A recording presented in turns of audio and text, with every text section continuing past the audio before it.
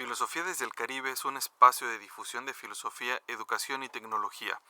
Mi nombre es Juan Montienlava y espero me acompañes en cada episodio donde de una manera amena y tranquila nos daremos cuenta lo cercano que está en nuestro día a día el mundo de la filosofía. Filosofía desde el Caribe, especulando tú y yo. Hola, ¿qué tal? Mi nombre es Juan Montienlava y el día de hoy vamos a hablar de la didáctica de la filosofía. Recuerda que estás en Filosofía desde el Caribe y así me puedes encontrar en diferentes redes sociales. Me puedes encontrar en YouTube, si me estás viendo, o en diferentes plataformas de podcast. Me puedes encontrar como Filosofía desde el Caribe. En TikTok puedes con el hashtag Filosofía desde el Caribe o @humanap y ahí me puedes encontrar y ver videos sobre contenido filosófico y también contenido sobre educación. Y vamos a estar ampliando un poquito más a contenido tecnológico, ya que por ahí está parte de la inteligencia artificial, definición de seres humanos y todo demás. Todos estos temas como que me están llamando un poquito la atención y creo que es importante que entremos como que a debate, a discusión o a diálogo referente a estos temas. Pero el día de hoy nos reúne a ustedes que lo están escuchando o viendo y a mí que lo estoy grabando en un momento temporal diferente a ustedes, la didáctica de la filosofía. ¿Y por qué inquieta este tema? Bueno, entre comentarios, clase que estoy dando ahorita de didáctica de la filosofía, surgen como que estas ideas clásicas de lo que es un profesor de filosofía. Si vamos como a estos estereotipos, ¿no?, que comentan, ¿qué clase tienes? Historia de filosofía, ¿no? Y dices, ay, qué aburrido. ¿Y por qué es aburrido la filosofía? ¿De qué depende? Depende del contenido en sí mismo, depende de todo este proceso de enseñanza, de los objetivos de aprendizaje de cada sesión, pero ¿de qué depende? También es un hecho que la cuestión de la enseñanza de la filosofía va más allá de solamente pensar en cuestiones de investigación universitaria y quedarse hasta ahí, o reflexionar sobre un tema, o el tema del amor en fulano de tal, el tema de las pasiones en fulano de tal, no, sino simplemente nos centramos en eso, cuando la filosofía tiene que ir mucho más allá. Ahora, no quiere decir que solamente tiene que ser una u otra. Recuerden que no, esto puede ser, es complementario. Es decir, por un lado tenemos los teóricos filosóficos, pero también por otro lado tenemos a los prácticos filosóficos, ¿no?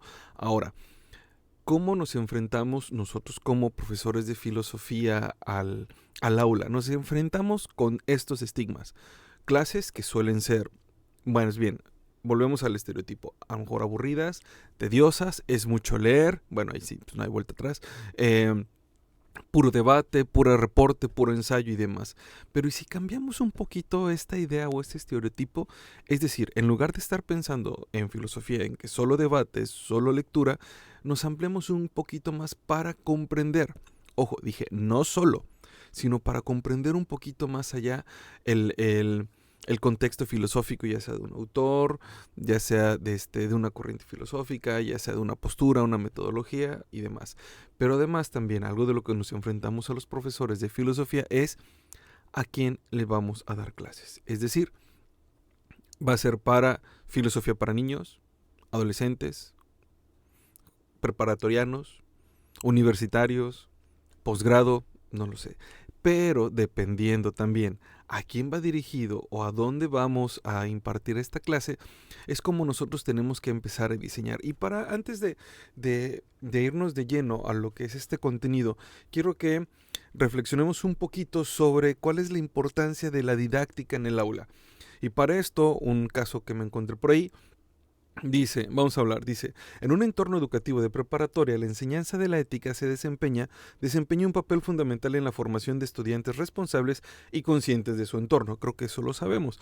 Actualmente con los nuevos cambios aquí en la escuela mexicana, ha habido ciertas modificaciones en los contenidos y en también la cuestión de las materias. Pero regresemos un poquito para entender este caso y distinguir entre lo que es un profesor con habilidades didácticas y un profesor sin habilidades didácticas o con áreas de oportunidad, vamos a llamarles. Sin embargo, no todos los profesores y profesoras de ética poseen las mismas habilidades didácticas, lo que puede influir significativamente en la experiencia de aprendizajes de los estudiantes. A través de este caso, el que vamos a estar comentando, examinaremos las diferencias entre dos profesores de éticas que imparten la misma clase. Uno con sólidos conocimientos didácticos y otro cuidador de ellos. Es decir, con ciertos conocimientos, pero hasta ahí. Explorando cómo estas diferencias afectan a los estudiantes y la comprensión de la ética. Recordemos que cuando hablamos de educación y cuando hablamos del proceso de enseñanza-aprendizaje, tenemos elementos fundamentales. Uno, los estudiantes, todo lo que es el estudiantado. Tenemos el profesor, quien va a crear, quien es la otra parte. Y tenemos el ambiente de aprendizaje, llámese virtual, llámese físico, pero tenemos el aula, ¿no? Es decir, no nada más el hecho de que yo, profesor, voy a hablar, tú, estudiante, vas a escuchar, sino todo lo que está inmerso de estos tres elementos básicos. Y es precisamente entender el contexto del estudiante y crear el ambiente de aprendizaje donde vamos a encontrar una gran diferencia y romper a lo mejor con el estigma de lo que es un profesor de filosofía, ¿no? Vamos a ver diferentes tópicos. Primer tópico, conocimientos didácticos. Tenemos un profesor, profesora A, profesor, profesora B. Dice, profesora A es un educador, una educadora con una amplia experiencia en la enseñanza de la ética en preparatoria. Ha recibido formación pedagógica y didáctica, lo que permite aplicar métodos de enseñanza efectivos. Tenemos al profesor, profesora B.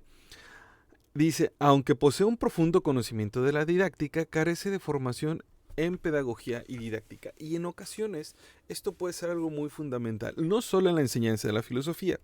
Y hablando más en los contextos universitarios, llega un profesionista que tiene una gran experiencia en el campo, en su campo laboral, y dice, voy a dar clases, quiero enseñar un poquito más. Pero le falta esta otra parte, la parte pedagógica y didáctica. Y eso es muy común en el caso universitario. Pero claro que para ello las diferentes universidades tienen todo un proceso de capacitación donde dan desde diplomados, capacitaciones constantes entre semestres para ir subsanando estas áreas de oportunidad educativas de los profesorados. Entonces tenemos la profesora A y el profesora B. Dice profesora A, en cuanto a la estructura de la clase. Planifica cuidadosamente sus clases, organizando el contenido de manera lógica y presentándolo de una manera clara a los estudiantes. Establece objetivos de aprendizaje claros al comienzo de cada sesión. Cuando entras a una clase, lo primero de los primeros, además del saludo y demás, tenemos que hablar de qué vamos a hacer, el objetivo de la sesión. Tenemos ahora el profesor B con su estructura de clase. Y recordemos que la estructura de la clase tiene 3 momentos importantes: la introducción, el desarrollo y la conclusión.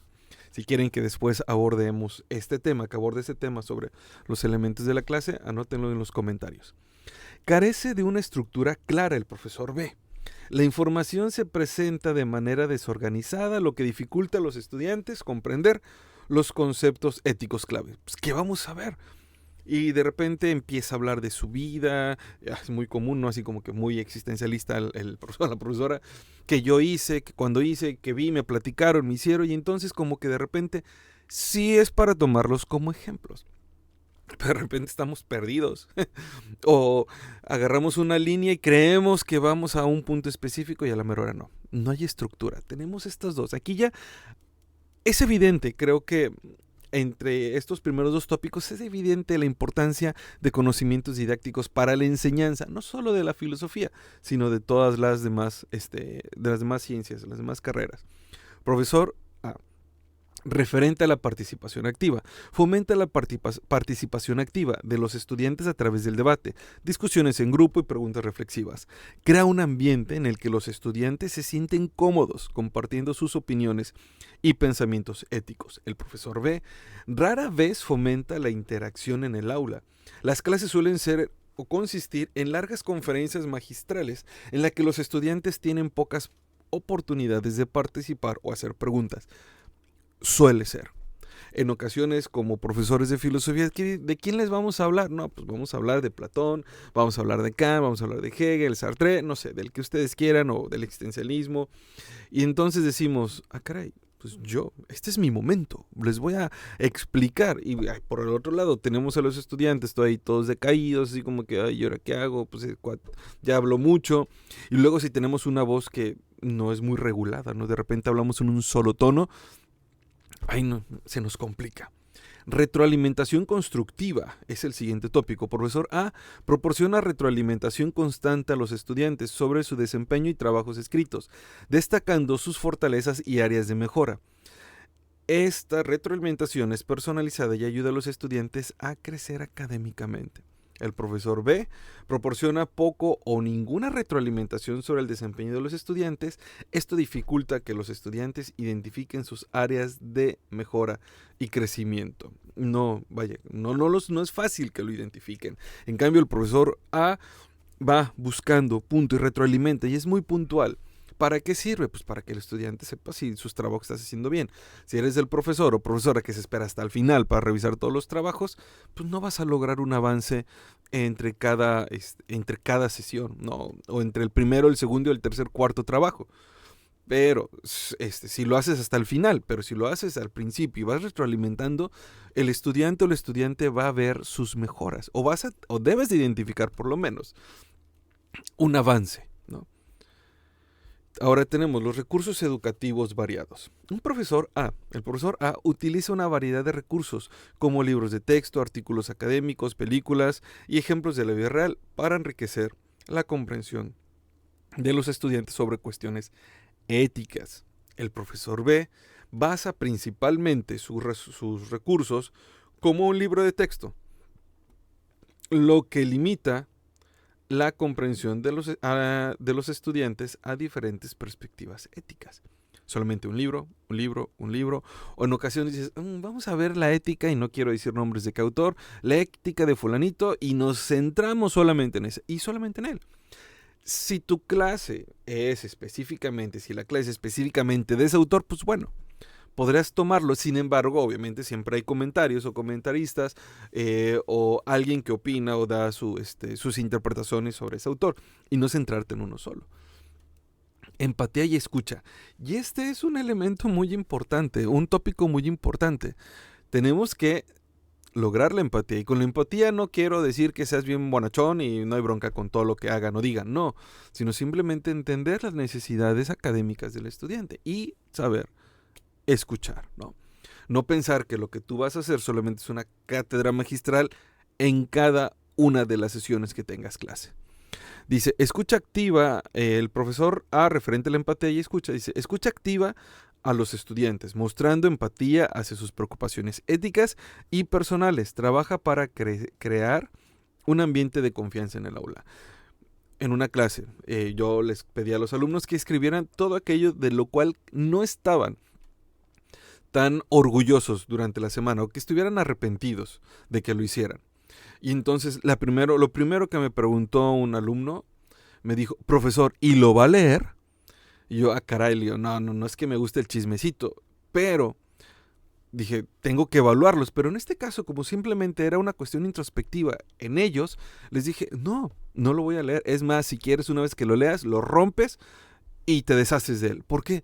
Porque así logramos la empatía, escuchamos y nos damos cuenta que él tiene ciertas dudas, que a lo mejor las va a comentar, pero por lo menos en ese momento ya reflexionó y puede ser que no esté de acuerdo, puede ser que no esté satisfecho con lo que hizo, pero entonces ¿qué va a suceder? Que este estudiante a la otra va a decir, bueno, pues lo voy a decir tal cual para lograr una verdadera introspección, al fin que el profesor no lo va a leer. Cuando hay un trabajo que sí digo, algo reflexivo, que tiende a ser a una reflexión muy personal, sí les digo, lo voy a leer. ¿Para qué? También para que utilicen un lenguaje apropiado, ¿no? Y no nada más lo primero que se les venga a la mente y sobre todo respetando las costumbres de la institución en las que estemos trabajando. Pero ¿qué pasa? Tenemos un profesor B, tiende a centrarse exclusivamente en el contenido ético sin mostrar empatía hacia las experiencias o preocupaciones de los estudiantes. Es decir, solo les voy a hablar de la cuestión teórica de de la ética y hasta ahí nos vamos. A interpretar, oiga, profe, y si yo hago esto, ¿qué suele pasar en ética, donde aparentemente el estudiante cree que nosotros les vamos a decir qué hacer y qué no hacer, y qué está bien y qué está mal, ¿no? Cuando realmente le estamos dando herramientas para que él logre llegar a ese discernimiento, ¿no? Pero si solamente hablamos y hablamos y hablamos y exponemos sobre el autor, no vamos a llegar a escuchar al estudiante y saber cuáles son sus inquietudes, que además eso nos sirve para ejemplos. Si tú no escuchas al estudiante, vas a hablar de ejemplos de hace 20 años, hace 30 años, cuando el estudiante es ahora y ahora tiene una realidad completamente distinta a la que nosotros vivimos, ¿no? Yo a veces les hablo de ciertas películas que salieron en los 80, en los 90, bueno, 80 no estoy tan para allá. En los 90 les digo, si ven esa película y vemos todas estas cuestiones éticas actuales, minorías LGTB+, si no les causa una cierta, como dices, caray, esto como que no checa con lo que estamos viviendo ahora. Le digo, si no les pasa eso, es porque son almas de los 80s o de los 90. Pero si ya les causa una cierta como que, híjole, no lo quiero ver porque de acuerdo a la situación de la realidad de México, del mundo actual, eso no está bien visto, ya estamos, digamos, entendemos al estudiante, pero les vamos a seguir poniendo ejemplos de hace 30, 20 años, porque a lo mejor ni siquiera van a entender. Pero ¿cómo vamos a lograr llegar a ese punto? Pues escuchando a los estudiantes. Ahora, estos son pequeños tópicos y fíjense que nos damos cuenta, y te lo comento a ti que me escuchas, a ti que me ves, y espero lo anotes en los comentarios y contestes esta pregunta: ¿cuál es la importancia de tener conocimientos didácticos en la enseñanza de cualquier materia? Pero en este punto de la enseñanza de la filosofía, si tú eres a lo mejor un estudiante de filosofía, un profesor de filosofía, o alguien que le interese, diga cuál, o que no tiene a lo mejor una relación directa con la filosofía, pero ya tomó una materia, o cómo se imagina, ¿cuál crees tú que sea la importancia de tener conocimientos didácticos? Ojo, y tenemos que ir más allá de la idea de que quiero clases dinámicas, porque cuando dicen quiero clases dinámicas, de veras, o que sean divertidas, en ocasiones me imagino con una pelota en la nariz roja y con cabello, bueno, eso siempre me he imaginado, pero con una peluca de payaso y como si yo fuera un payaso. Claro, hay que ser más específicos. Ahí viene la pregunta: ¿qué entiendes por divertido? ¿Qué entiendes por dinámicas? Y por una clase dinámica, por una clase divertida, y ahí podemos ir entendiendo un poquito, ¿no? Pero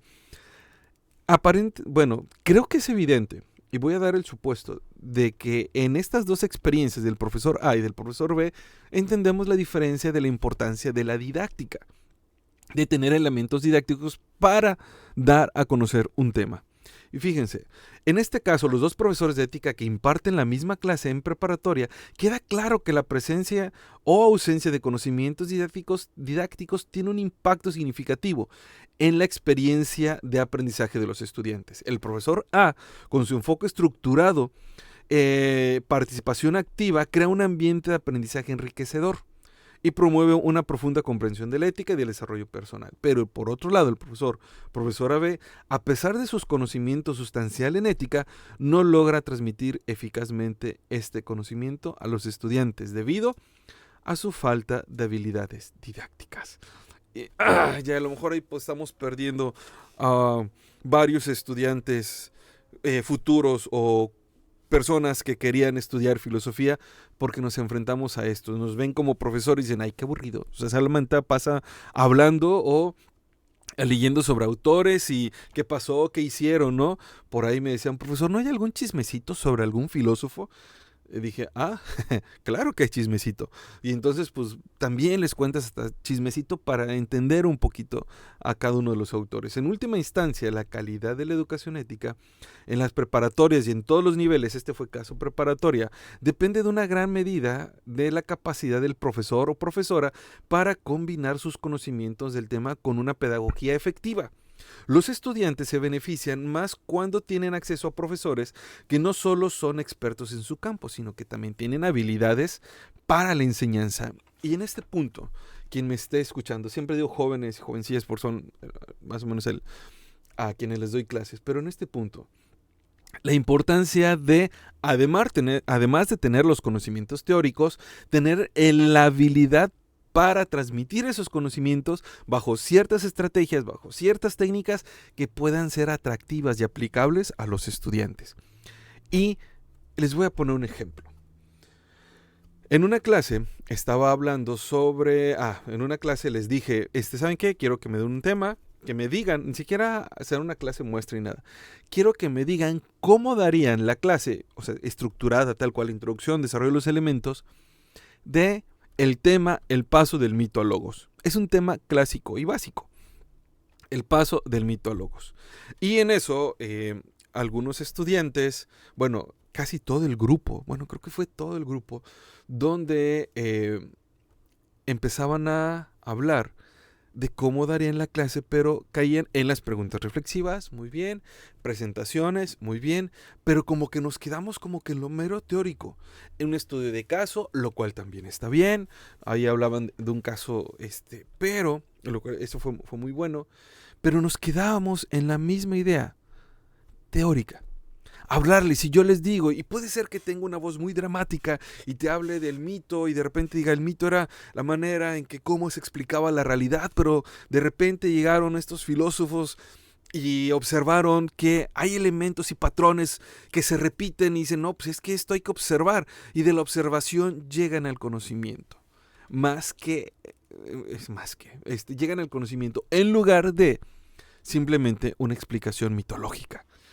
Caray, ¿por qué el sol? ¿Por qué la lluvia? ¿Por qué verano? ¿Por qué invierno? Y ahí nos creemos que con nuestra explicación es entendible porque creemos que es para nosotros. Porque a lo mejor tú vas a conferencias y a lo mejor a ti te guste escuchar eso. Escuchar la cátedra de un profesor o profesora, lo cual también está bien. Si te gusta hay que buscarlo, ¿no? Hay que ir buscándolo. Pero les dije, ¿y qué pasaría? Le digo, es un tema relativamente sencillo, vamos a ser relativamente fácil para no irnos como que al extremo, y hay quienes dicen, para mí se me complica o para mí sí es fácil. Pero hay mucha carnita en este tema. Si hablamos nosotros del paso del mito, ¿qué podemos hacer? A lo mejor haces una representación, a lo mejor sacas a los alumnos del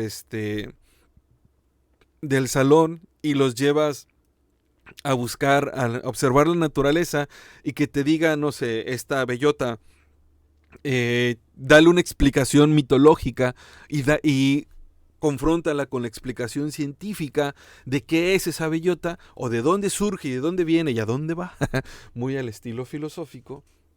Y entonces nos rompemos la barrera de que es una materia que tiene que ser netamente explicada, forzosa y exclusivamente teóricamente, por medio de la teoría. Es decir, alguien habla de clase magistral. Les digo, depende del nivel al que vayas.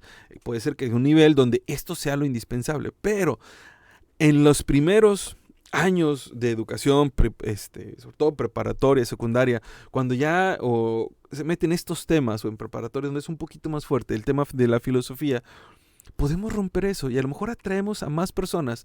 Digo, no para hacer un ejército de filósofos y filósofas por todo el mundo, ¿no? Y segregarlos y la diáspora de los filósofos por el mundo, no, sino que buscamos o atraemos a personas a la reflexión filosófica.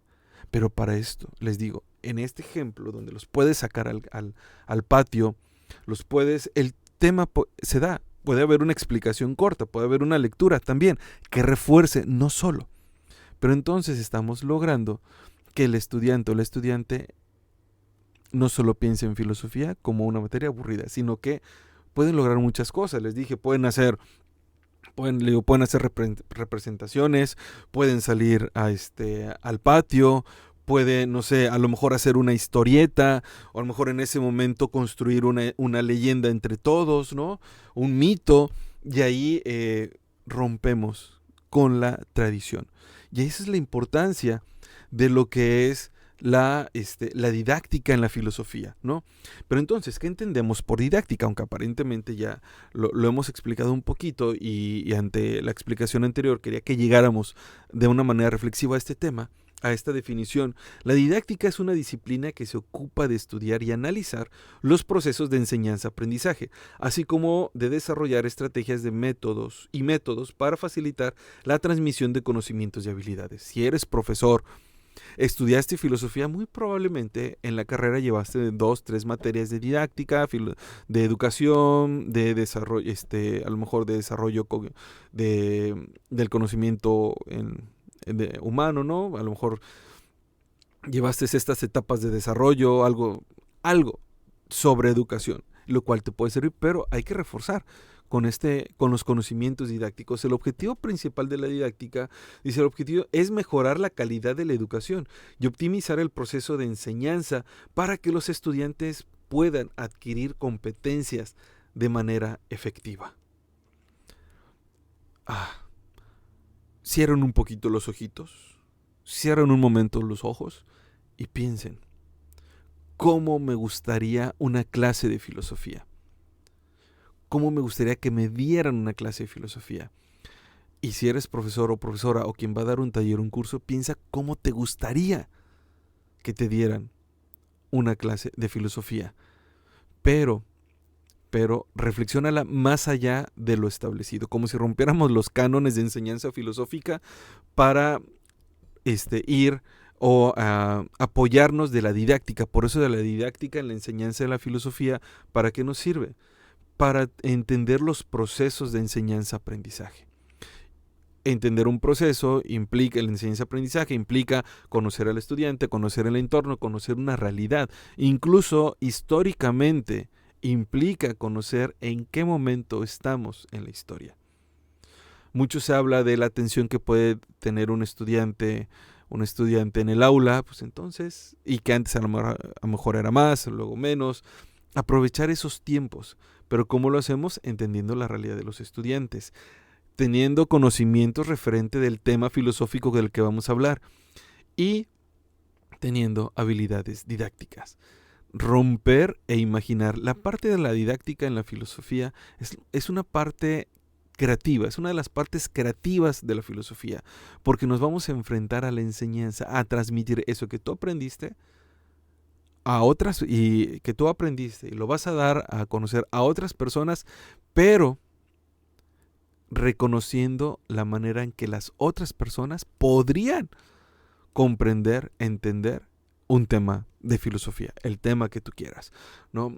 El tema que tú quieras. Y es así como llegamos al final, digamos un poquito al final de este podcast. Podemos hablar un poquito sobre la historia de la didáctica, ¿no? La didáctica a través del tiempo, pero lo que me interesa que se logre en este episodio sobre didáctica en la filosofía es que rompamos la barrera de la enseñanza tradicional o que se ha instaurado de la filosofía y que rompamos con el estereotipo de una filosofía aburrida y sola y exclusivamente de lecturas. Y ojo, antes de que se vengan sobre mí y me digan, ¿cómo es posible? Dije, no solamente tenemos que leer, obviamente, tenemos que comprender, obviamente, tenemos que escribir también. Pero hay que jugar con los ambientes de aprendizaje, hay que jugar con las estrategias de aprendizaje, hay que jugar con las estrategias de enseñanza-aprendizaje para que el objetivo se logre de cada sesión y lograr el aprendizaje significativo en los conocimientos filosóficos. Recuerda que estás en Filosofía desde el Caribe, mi nombre es Juan Montilnava y para que no te pierdas este video o este podcast, te recomiendo que te suscribas y actives las notificaciones, así estarás atento. Que tengas un buen día. Esto fue el podcast Filosofía desde el Caribe. Semanalmente se estarán presentando nuevos episodios. No se te olvide compartir y suscribirte. Esto ayudará a mantener el ritmo de las publicaciones.